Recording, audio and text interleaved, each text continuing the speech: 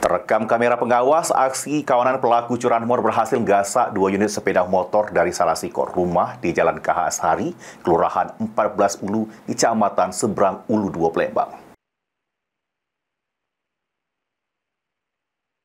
Inilah rekaman kamera pengawas yang menunjuk ke aksi kawanan maling motor gasak 2 unit sepeda motor sekaligus. Dari rekaman tersebut tampak pelaku berjumlah 2 wong dengan ciri-ciri sikok kurus sikok berisi, yang keduanya guna ke topi, mawa metu sepeda motor korban secara bergantian. Pelaku pertama terlebih dokin terselik ngedorong sepeda motor Jupiter Z korban. Sesudah itu kawannya juga metu ke motor Scoopy korban. Diungkap ke mamang korban Nazir yang ditemui di lokasi, membenarkan peristiwa kemalingan tersebut, yang mana sepeda motor yang hilang tersebut punya keponakannya. Korban yakni penjaju iwak, pas kejadian korban metu ke pasar, dalam itu datang pelaku langsung menggasak 2 unit sepeda motor korban. Diduga pelaku ini berempat, namun yang beraksi cuma 2 terekam kamera pengawas. Motor tu kehilangan kira-kira jam 4:30 lah.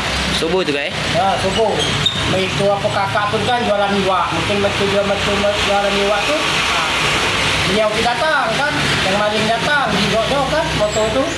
Memang motor tu kandang tidak terkunci, pagar kami tidak terkunci. Mungkin kalau ada kunci dia mudah masuk. Ada berapa pelaku juga? Pelakunya kecolong dua. Kalau sebenarnya itu dia tu 2 motor, berarti 4 pelaku. Pelaku 2 motor, berarti 4 pelaku. Ikut masuk kan? Ikut masuk yang dia laju ikut motor tu.